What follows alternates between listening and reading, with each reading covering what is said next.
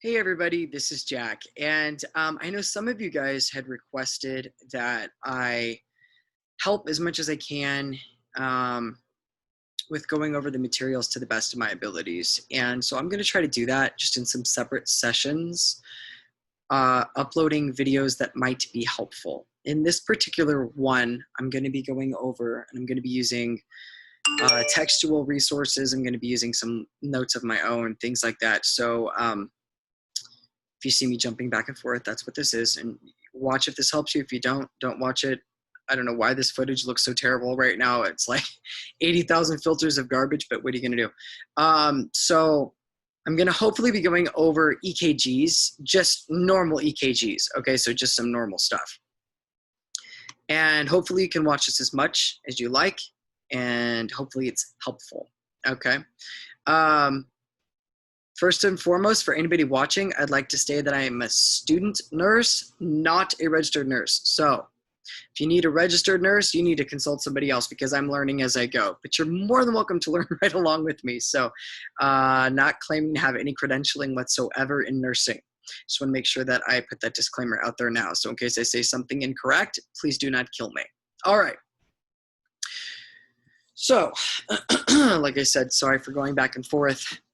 Believe it or not, I'm dorky enough to go back and rewatch my own videos. This is going to sound sad, but I'm an auditory tactile kinesthetic learner, a little bit on the visual side, a lot on the visual side. So having this is beneficial for me too, to be completely honest with all of you. In fact, side note, I advise all of you who are doing things out there, if you are tactile kinesthetic learners and you are visual learners and you need that movement and that communication and that auditory, you need all of that going on, go ahead and make your own videos and you can watch them and listen to them whenever you like, which is actually not the worst idea in the world. Okay, so anyways, let's talk about normal sinus rhythm, okay, with the EKGs.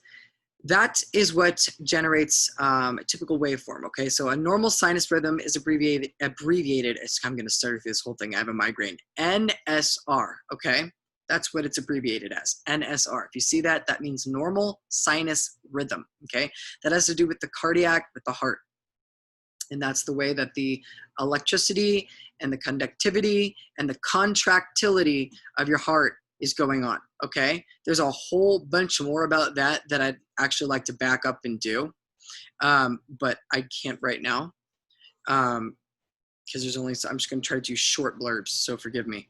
All right, so for normal sinus rhythm, it's important to understand that it's gonna generate waveforms and it's going to indicate that there's the firing of the SA node, okay? And when you see that firing of the SA node, that is indicated by the P wave blip that you see on the EKG.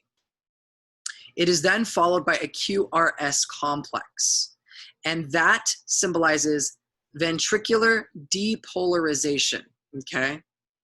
Atrial depolarization, I believe, also occurs, but I think that's occurring during the P wave or right before it.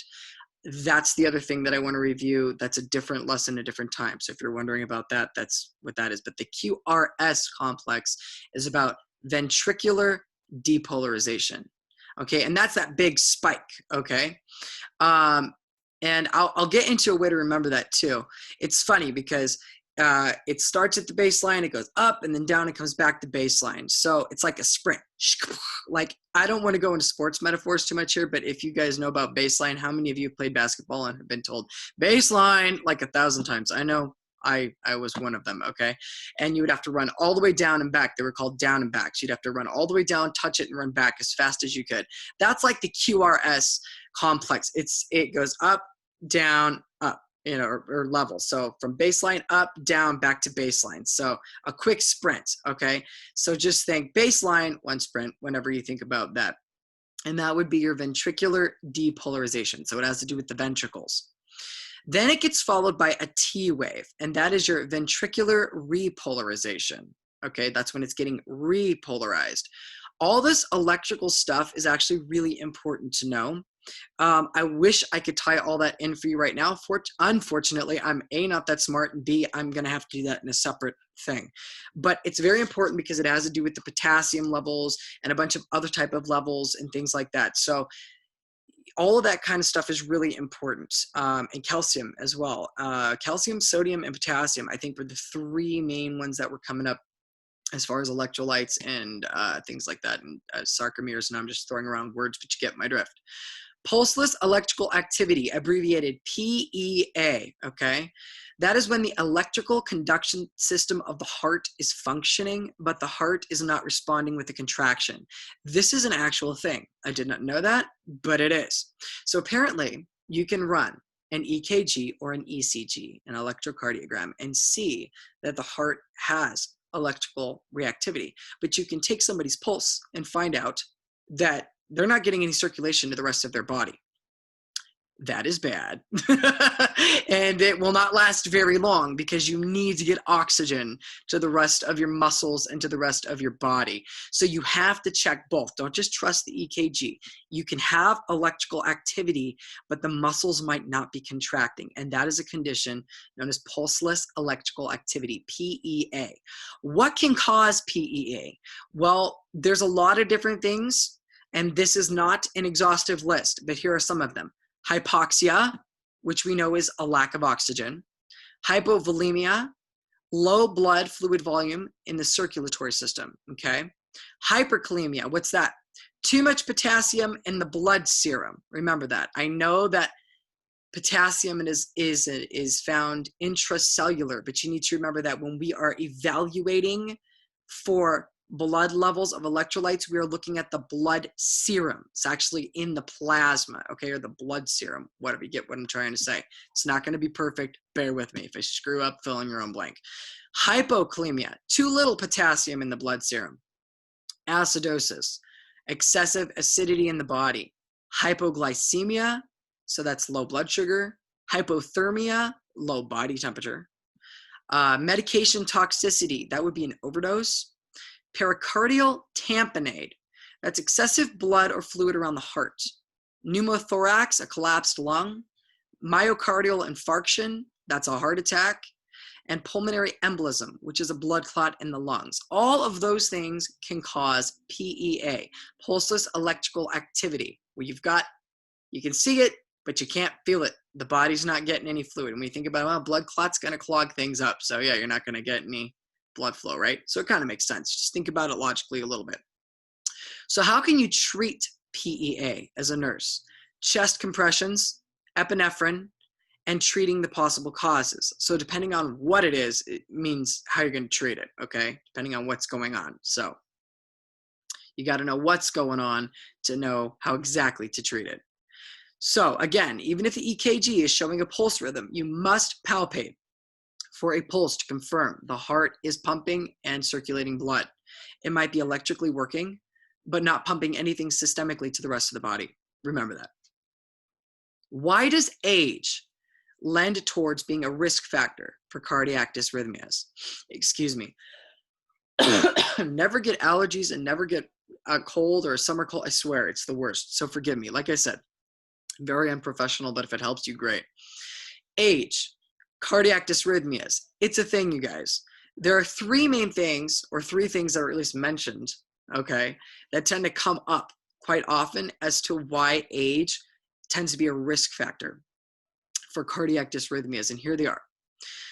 Did you know this? I didn't know this. Older adults have fewer pacemaker cells in their SA node. I did not know that, but it's true. So the older you get, the less pacemaker cells you have in your SA node. That's important to know.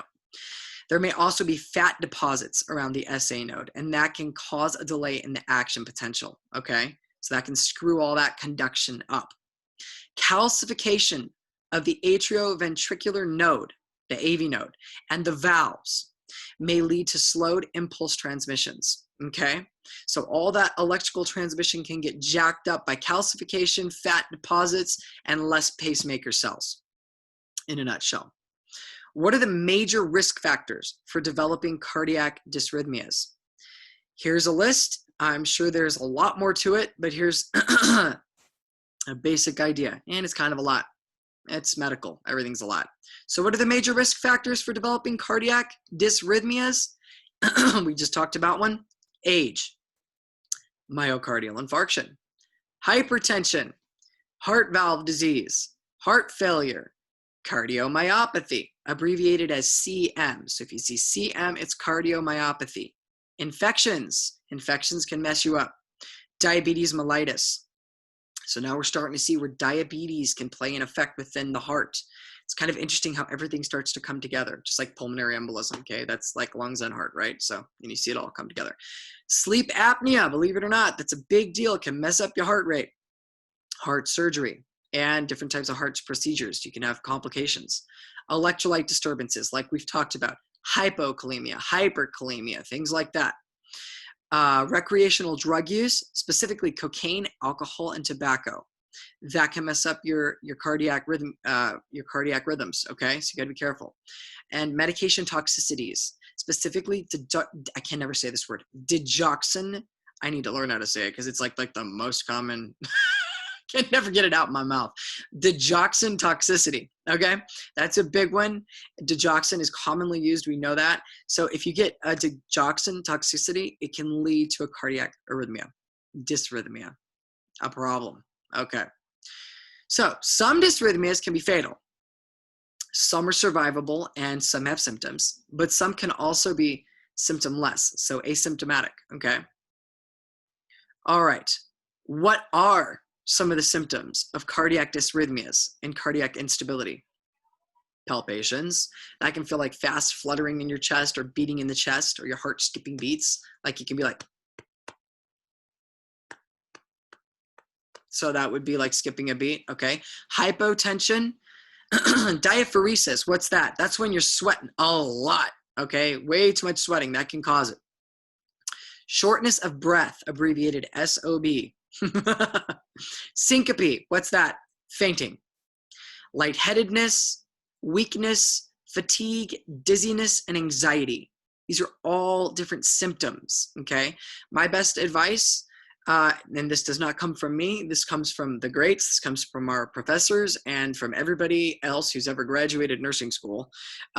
They all say, focus on the explicit things that really stand out. Okay, so cardiac dysrhythmias, what's a really good sign? You know, because a lot of things, you have lightheadedness, weakness, fatigue, dizziness, and anxiety, right? Okay, but definitely palpation. I would remember that. Shortness of breath, probably remember that too. Fainting, yeah, that could be a problem. And excessive sweating, that could definitely be a problem too. So those are probably your top big ones. Anxiety is also a really good sign. Even though it falls under a lot of different ones. Okay, let's talk about the electrocardiogram, also known as the EKG, also now known as the ECG. As if y'all didn't have enough acronyms to learn, there's another one. Okay, there are 12 leads, okay? 4 are attached to the limbs. So, you know, 1 on each wrist, 1 on the top of each ankle-ish foot area. Sorry, I haven't gone through the training yet, bear with me. And 6 on the chest, okay? And then in another area, it discusses exactly where they go. We can go over that another time, or you can just Google it. Each lead, this I found interesting, each lead has a negative and positive electrode, or what they call pole. The electrical impulse is measured as it moves between 2 poles or points. And when an electrical impulse is moving towards a positive pole, that's when the waveform will be in upright motion on your EKG or ECG, okay? So that's when you see the high spike. Positive, going up. When you see it going down, that's when it's going away from the positive pole, okay? It's gonna be, also called negative deflection. So it's downward or negative deflection, and you'll see it on your EKG or ECG, depending on which term you want to use. The best lead, apparently there are multiple leads that you can use for an EKG. The one that is recommended is lead 2, okay? That's the one that's recommended. They say it's the best and it works the best for measuring cardiac electrical activity and conductivity and contractility. All right, so let's talk about EKG or ECG paper. So the EKG, ECG graph paper measures 2 things, amplitude and time. Amplitude. Here is how it is measured. It is measured on the vertical axis, vertical, up and down. And it is measured in millimeters, mm, okay? That is amplitude. The second thing that is measured on the EKG is time. It is measured along the horizontal axis. So, just think of a flat line, okay, horizontal. And it is measured in seconds, okay? So, the standard paper speed movement of EKG paper as it's floating along, like while you're doing it, is 25 millimeters per second. 25 millimeters per second. Let's talk about the boxes on the graph paper that you see. 1 millimeter in height, that's its amplitude, and it is 0.04 seconds in length. That would be the time, okay? So each little small box on the graph paper is 1 millimeter in height, amplitude, and 0.04 seconds in length, time. You can also look at the large boxes, okay? And the large boxes are divided into areas of 5 small boxes high and 5 small boxes long, so height and length. And the time it takes for the large box is 0.20 seconds long. All right, now bear with me because now I'm out of notes and I gotta actually look at what else I wanted to tell you and myself, which is never fun. But I wanted to get that out. So with waveforms, you're going to have a few different waveform things going on here. You've got a P wave, you've got a QRS complex, a T wave, and a U wave, okay? The first thing that you normally see is the P wave. That's that blip, all right? That's what it is. And that represents the SA node sending out an electrical impulse, okay? And it has to do with atrial depolarization. All that stuff is really important. It relates to this other stuff called like phase 0, phase 1, phase 2. You're gonna wanna look that up if you haven't. I will try to do a video on it later, but again, we get what we get. I'll get as far as I can. I'll try to do one eventually. Okay. As far as measuring the P wave, guys, it's really important that the P wave is not longer than 0.10 seconds in length, okay? And that it is no higher than 2.5 millimeters. So the time of the P wave should be 0.10 seconds, no longer than that. And its amplitude, its height, is 2.5 millimeters, okay? I think I actually wrote that. Nope, that's intervals. We'll go into that in a second. Okay. The QRS wave. All right. Sure I got this right. That is typically pointy and skinny. That's important to note. As a rule of thumb, they are typically not greater than 0.10 seconds. And they are typically not more than 2.5 small boxes wide, okay? So if it is wider than it is supposed to be, that is implicative of specific stuff, okay? Here's your specific stuff. It is implicative that the impulse could be originating from the ventricles, or that there's something blocking the ventricles from working properly and delaying the impulse from traveling through the ventricles. And it's not allowing proper depolarization, okay? So that's important to note. Again, you gotta know those phases. And I wish I had done that one first, but please, like I do anything in order. I think I read the back of the book before I read the beginning of the book. I don't know what to tell you guys. All right, T waves. The T wave occurs after the QRS, okay? The QRS wave or the QRS complex can be referred to as both ways. And it represents ventricular repolarization. Now, interestingly enough, this is not part of the actual EKG measurement, but it does tell you explicit information about what is going on in the patient, okay? So it can be really helpful. It can help you determine extreme electrolyte imbalances. And those would be like what? Hypokalemia, hyperkalemia. It can also tell you if there's disturbances in myocardial oxygen, okay? If the heart's not getting enough oxygen, you're gonna see that when you look at the T wave. That's what that T wave is important for. Other cardiac disorders as well, such as pericarditis or a ventricular aneurysm. So those are some big deal things, okay? And that stuff shows up through the T wave. All right. U wave. This is rarely seen, but it can be there. And it represents the Purkinje fibers, of all things. And it's their repolarization of the Purkinje fibers. That would be your U wave, okay? And that follows a T wave and comes before another P wave. Well, let's hope so anyways, unless we have a problem around here. All right. Now this one's interesting. Typically you don't see it, but people who are taking certain medications, especially if there's a toxicity, will have a U wave. Big deal. Digoxin toxicity. You got digoxin toxicity, you got yourself a U wave.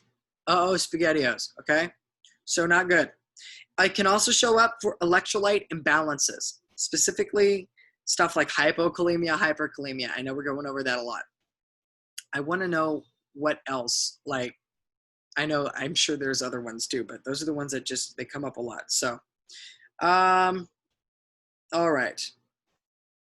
One of the things to make sure that you don't do is confuse a U wave with a P wave, especially if someone's got a heart problem going on. So make sure that we pay attention to that. So let's talk about intervals. Measuring intervals on an EKG is actually different than just measuring like the P wave and the QRS complex and the T and the U if it's there, which I guess let's hope it's not there, right? But intervals are different. They measure the amount of time it takes for the impulse to travel from one waveform to the next. So I beseech you, because I don't have these right in front of my face. I wish I had like a bunch of samples that I could just lift up for you guys. As like an actual teacher, I'm sitting here and I'm like, oh, this is the worst teaching session ever because I'm just prattling on about things and I don't have, you know, little graphics I can show you. But you know what? It is what it is. This is a study session. I don't have a master's in nursing, so, you know, it is what it is. All right. But let's break it down. The PR interval. That is the measure of time that it takes for an electrical impulse to depolarize the atria, okay, and to travel to the ventricles. The length of time that takes is 0.12 to 0.2 seconds, okay? And in order to measure this interval, it's important to know that you start at the beginning of the P wave. So where it leaves the baseline, it's all about the baseline, I'm telling you guys. And then you go counting the boxes, and then all the way to the beginning of the QRS complex, okay? So it's like that whole chunk, all the way before it starts the QRS complex. So you're gonna go past the blip, and then a little bit of that baseline. That is your PR interval. So it's longer than the P wave itself, okay? The intervals are a bit different. Let's move on to the QRS interval. Okay, again, different. Intervals are different. It measures, it is the measure of time to depolarize the ventricles, okay? Again, go back to the phases. And there are 5 phases, by the way. All right, and this is typically measured. This is where I like to go down with the basketball thing. It's a down and back, okay? Baseline, blip.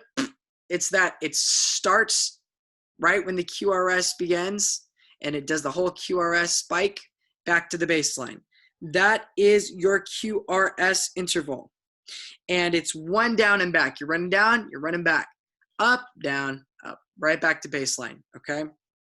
That's how you measure that. That's how you measure the QRS interval. Think basketball, think one down and back, think baseline. Go from baseline, one down and back to baseline. That's how you measure your QRS interval. And if you don't relate to sports, it doesn't matter. As silly as it sounds, just having anything else to relate it to in a mnemonic format. As a teacher, I can tell you, believe it or not, it'll stick. It's like the weirdest, most random things that you think you are not going to enjoy to remember. That's going to be the thing that sticks in your head. Trust me. It's like, oh yeah, Wait a minute, I remember that because I didn't like basketball. I hate basketball. I don't even like sports, but then you're going to remember it. Watch. That's how it works. You got to either love the information you're learning or hate the information you're learning. If you love it, you'll remember why you love it. If you hate it, you'll be able to say why you hate it. So love it or hate it, I don't care, but that's how you get it in your head. Otherwise, it's just boring knowledge, and then you're going to be like me, and you're going to be like, okay, Albert Einstein says never memorize anything you can look up in a book. I'm sorry, but we can look all this up in a book. Therefore, it doesn't interest me to memorize it. So you have to find a way to want to memorize it. All right, enough of that. The normal length of time for the QRS interval when you are measuring it, okay, excuse me, is 0.06 to 0.10 seconds. That's how long it should be when you're measuring it on the time, okay? 0.06 to 0.10 seconds for your QRS interval. Lastly, your QT interval. So think QT, okay? Is it, I don't know, whatever. However you need to remember it. QT interval. All right. This one's actually a little bit interesting. This interval is the measure of time that it takes for the ventricle to depolarize and then to repolarize. So you got a couple of things going on. So you're going to start this one from where it leaves, where the QRS, when you get back up to that baseline, right when you hit baseline, that's when you begin to measure your QT interval, okay? So you get back to baseline, you start in another sprint, except this time it's like 2 down and backs, and I'll explain why in a minute. I'm so sorry. Y'all know I love you because I'm like, Lord, this is embarrassing to be coughing all over the computer, but what are you going to do? Okay. My brain just fell out, but what else is new? So this is the one, it's kind of interesting because you'll see it and it goes baseline, blip, and then baseline again. So like I said, it's like 2 down and backs. You're running through your baseline, you start at baseline, you go through the whole blip, and then you're coming back again through the rest of the baseline. You come right back down after that blip, okay? And that's how far you measure it. Hopefully that makes sense. You start where the QRS leaves the baseline, and you measure to where the T wave returns to the baseline. So you're doing like 2 down and backs, okay? This interval should be less than or equal to 0.52 seconds in length. I repeat, the QT interval should be less than or equal to 0.52 seconds in length. And this interval is specifically heart rate dependent. Let me get I'm like, whoa, my fingers are not even on the screen. Here, let me get my hands where they're supposed to be. Heart rate dependent, okay? So this is actually really interesting because it should never be more than half the distance from one QRS to the next, okay? All right. So when you're looking at an EKG or an ECG, there's some important things that you need to be paying attention to, okay? You need to know its rate. Is it fast? Is it slow? Is it normal? What do we got going on? How fast is it moving? How slow is it moving? Do we have tachycardia? Do we have bradycardia? From what I'm looking at, we got a lot of T's and we got a lot of B's. B means slow, T means fast when we have problems, okay? Then we've got AFibs and a whole bunch of other things. We'll get into that later. One thing at a time. Is the rhythm regular? Interestingly enough, I'm going to give you a little heads up right now. You can have problems, and yet you can have a regular rhythm. It's really weird. You can have a tachycardic rhythm. The rate can be out of control, but it can be regular. Interesting, right? So there's all different kinds of EKG readings and all different kinds of problems caused by all different kinds of things. And hopefully my brain will be able to crank that out. But anyways, all right. Are the distances between the P waves equal throughout the strip? That's important. That's called a P-P interval. So P' intervals, they need to be even throughout the strip, okay? Same thing for the QRS wave intervals, okay? Are the distances between each QRS wave even throughout the strip, okay? And that's called an RR interval. So go with the middle one. R. I guess they had to split the difference, you know. Q and S might get jealous, so R to R interval. All right, so you have your P-P intervals and your R-R intervals, and they should be even. That would show an even heart rate, okay? If they're like all over the joint, then you're gonna see gaps. You're gonna see difference in times. Does that make sense? It's kind of logical when you think about it. Like, it sounds like I'm speaking common sense, but believe it or not, it took me a while to like break all this down. I was like, dang. Okay. First, okay, here's another one. Are there P waves present? Do you have a P wave? Uh-oh, let's hope so. Let's hope so. You want a P wave, okay? Are there QRS complexes present? Let's hope so. Are there T waves present? Again, let's hope so. Okay, are the intervals within the normal limits? So are the intervals normal? Like I said, the intervals are different than the complexes. Pain in the butt, I know, bear with me. But you learn it once, you got it forever. Is there a P wave before every QRS? That's important. And is there a QRS before every P wave? They go hand in hand, okay? So those are the things that you need to be looking for when you are doing all of these types of EKG or ECG interpretations. All right, so when you're calculating a heart rate on a strip, it's typically a 6-second strip, okay? Let's see what else I want to say out of this. I've got like a million boxes and a million things. By the way, if you are interested in learning more about this stuff, all credits that didn't originate out of my mouth, like baseline and all the other mnemonics that I randomly come up with, comes from Hoffman and Sullivan, Medical Surgical Nursing, 2nd edition, Making Connections to Practice, okay? Produced. I've done way too much of that. Okay, published by F.A. Davis. Okay, anyways, okay. All right, so this is actually very interesting, and I wish that I had written this out. But there's, let me make sure I understand it completely before I start preaching on it, because it's a little bit confusing, and there's 3 different ways to kind of calculate this. All right. So when you are establishing heart rate, you can do that using the EKG or the ECG, which is an electrocardiogram. I'm repeating this a lot for a reason. I hope you know why. It's because the more you hear it, the more it gets in your working memory from your long-term memory, the more chances it's like breathing air. And the more annoying I sound, the better. Okay, trust me. It's okay. I'm a teacher. I can take it. I know I'm annoying. Teachers are annoying. But if I'm annoying, that means I'm doing my job. And I'm sorry I'm having to teach on the fly. Forgive me. Okay. So one of the things that's interesting is when you're doing an EKG, they do have markers that will mark off. And it shows it quite often every 3 seconds, okay? But you can do 6 seconds, and you can count how many blips you see, okay, within the 6 seconds, all right, or QRS complexes, excuse me. And when you count those within that 6 seconds, well, let's see. How long do we need to measure a heart rate again? You guys know. 60 seconds. So 6 times 10 is 60. So if you have, say, 7 of them, you have 7 QRX complexes within 6 seconds. 7 times 10 is 70. That's your heart rate, okay? All right. So that's not too bad, right? That's pretty simple when you really sit back and think about it. Thank goodness. Thank goodness for something simple, because boy, there's a lot of complex stuff in here. All right. Okay.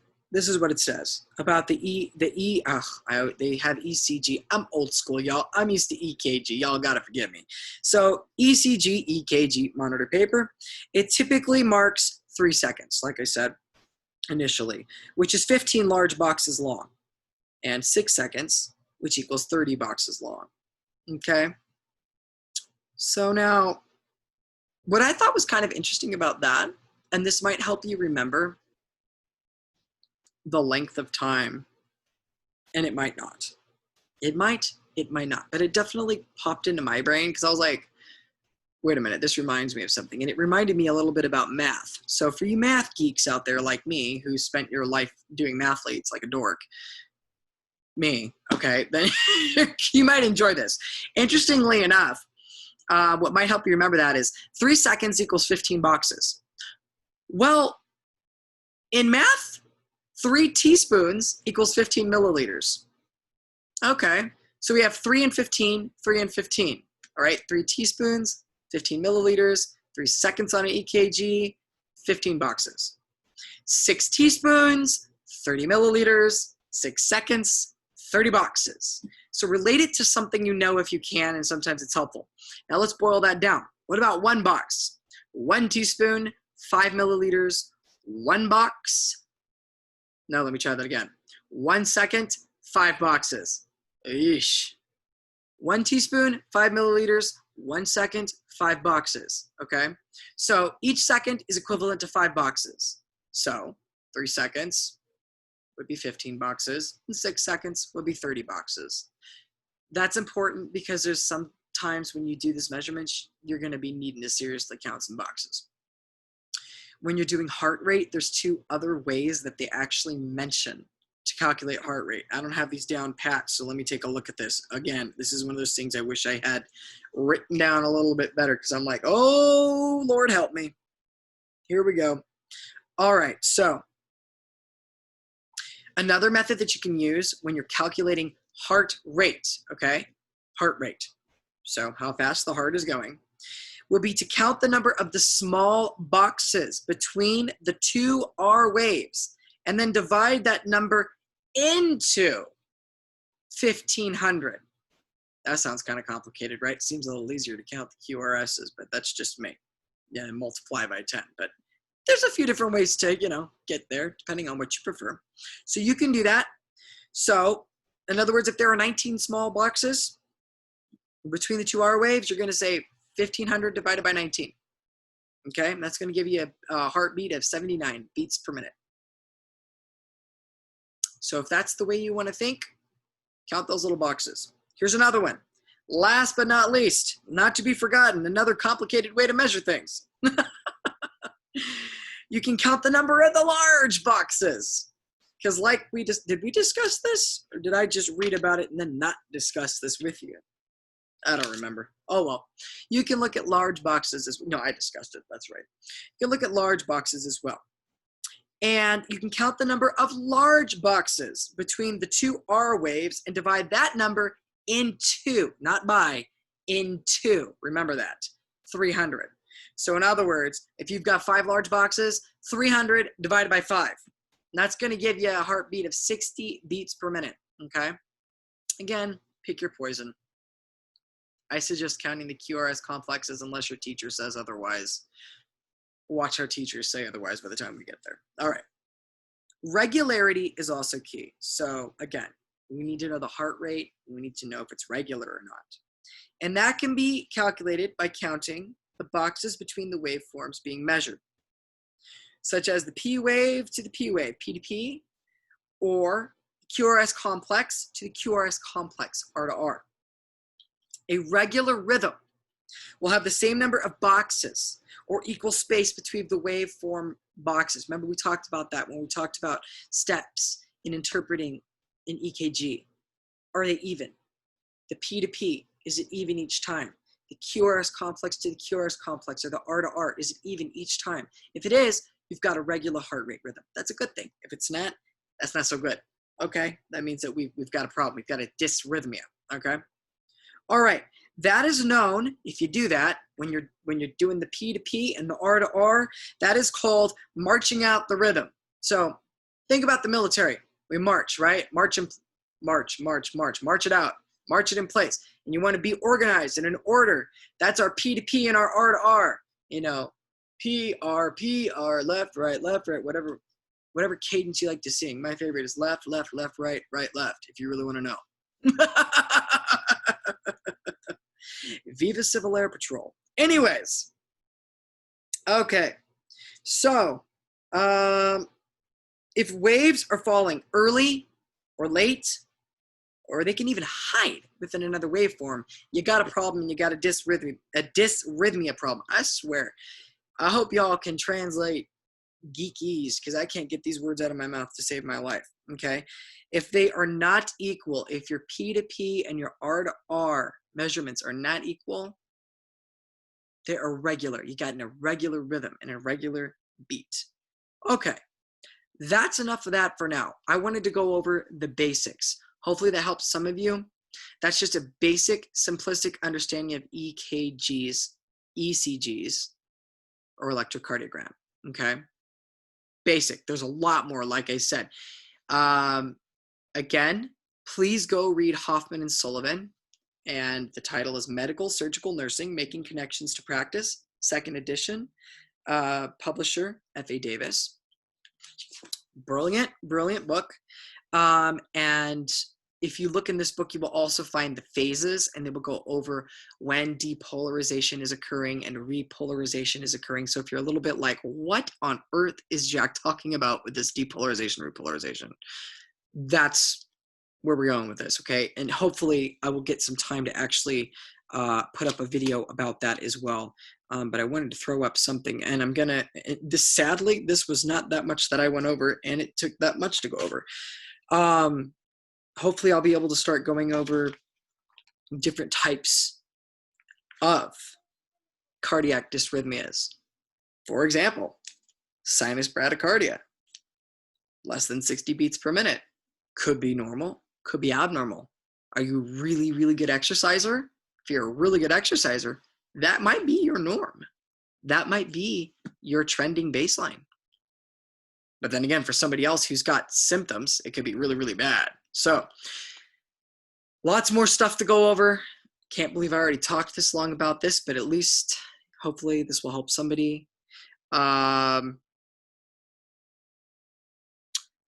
Yeah. Best of luck to everyone. Like I said, you can do it. Just keep studying, just keep reading. And if you feel like me and you feel like you read 5 pages an hour and that's about as far as you get, don't be discouraged. That's 5 pages down and 5 pages less you got to go. Every step counts. I am a very slow reader, and yet somehow I'm a credentialed teacher for English. You know what? You can get there. I promise you, okay? I'm not credentialed for this though, so like I said, forgive my mistakes. But anything I can do to help you guys, and like I said, I will be watching these myself. I'm that big of a nerd because I'm gonna need to hear this again because it's easy for me to forget.